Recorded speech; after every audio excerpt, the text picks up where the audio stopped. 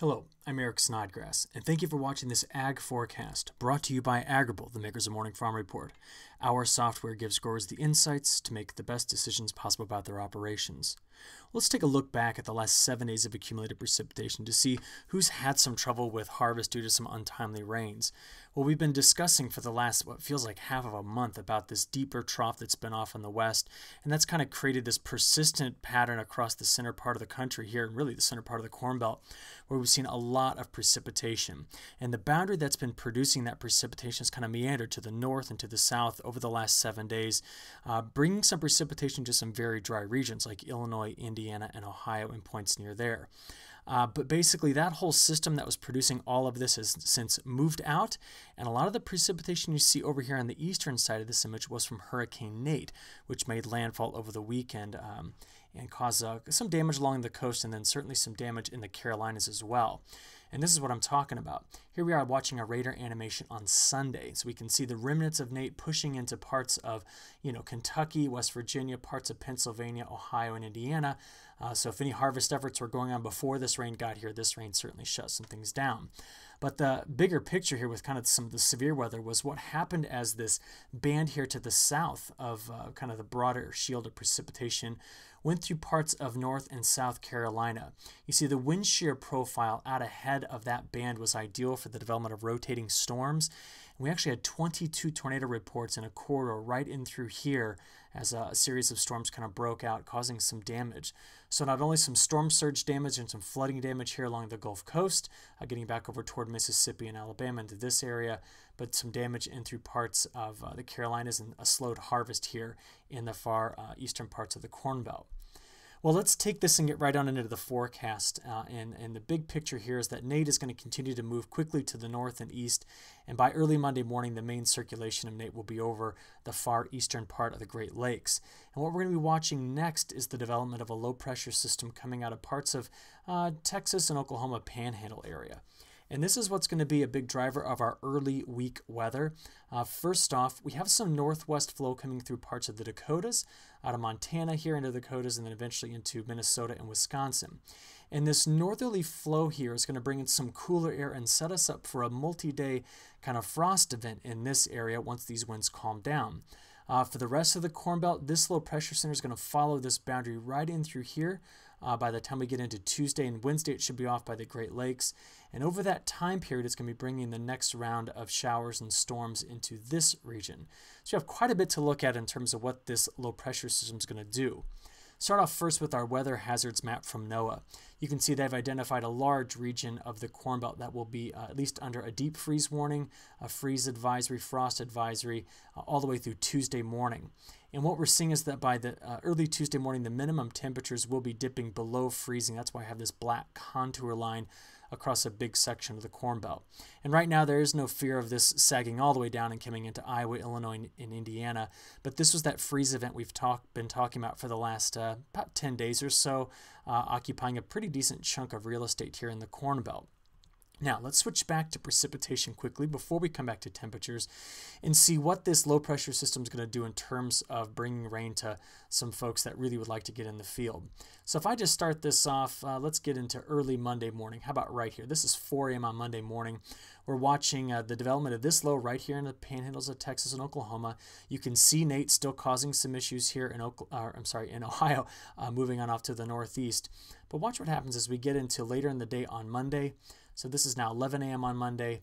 By the time we get into Monday afternoon, this thing really starts to take shape and it starts to draw some moisture out of the Gulf of Mexico, and watch it spread in terms of precipitation across these states.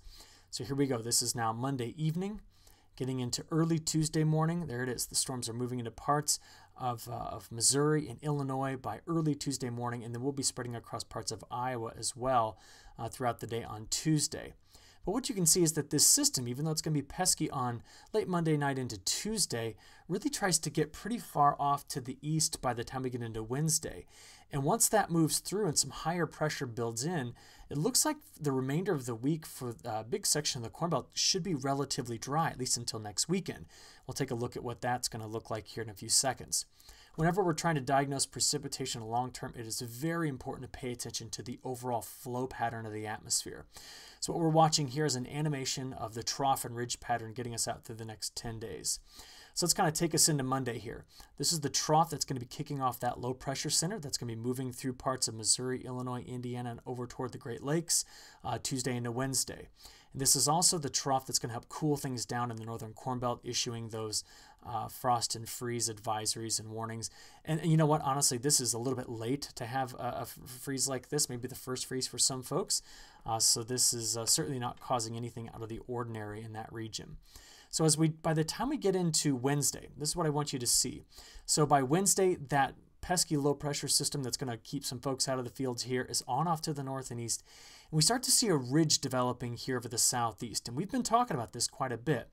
That ridge that sets up right here is really going to help block the flow, keep temperatures warm across a big section of the Corn Belt, and keep a broader trough here over the west. So these two things are kind of working together here. And what we see is that as we continue to play this out, by the time we get into next Saturday, maybe let's go on a little bit further into next, maybe next Sunday, we can see that that ridge kind of occupies a pretty big section of the southeast and keeps warmer temperatures here across the eastern Corn Belt. But you see this shortwave right in through here? I know it's hard to see, but there's a little bit of a trough there.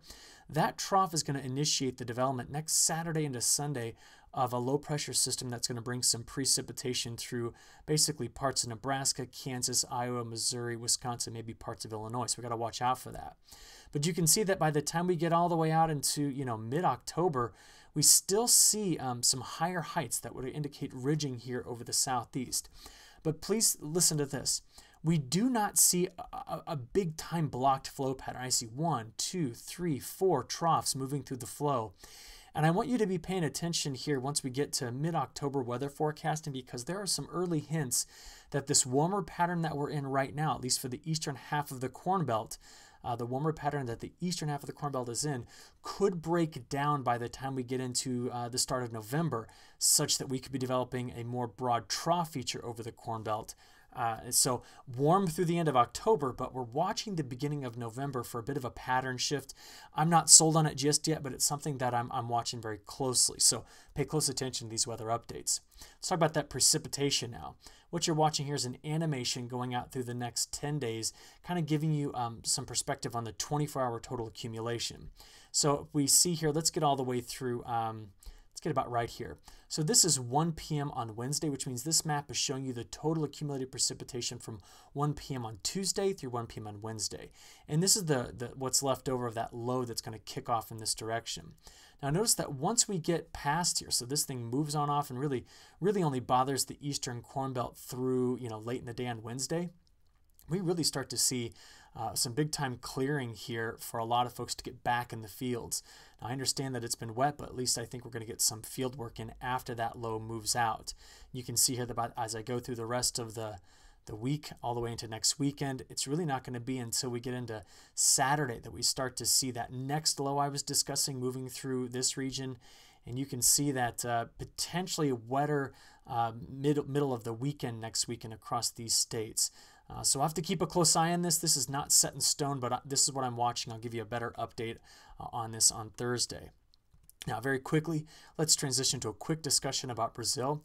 This was a map I showed about a month ago showing the total water storage in the soil, very, very low in terms of the percent of the water that was saturated. Well, we've been discussing how some very beneficial rains have been coming into this region. Here's the latest update. They've made a lot of progress on recharging the soil with moisture. Now, Mato Grosso is still pretty dry, but we have seen some regular rainfall. Very, very dry over in this region, but this is at least a sign that Brazil's crop is getting in a little bit later than normal, but it's at least getting in. With that, I'll go ahead and wrap things up. We hope that you look forward to Agrible's next ag forecast coming out on Thursday. To get morning farm report for your operations, complete with a daily email that shows a snapshot of your field conditions each morning, go to morningfarmreport.com. Sign up for that free account. Full grower accounts are free if you sign up for our Sustainable Yield program or for growers who work with AD merchandisers. I look forward to talking to you again on Thursday. Until then, if you're in the Northern Corn Belt, be prepared for that frost. Everyone else, we got a couple of shots of precip coming our way. Talk to you again on Thursday.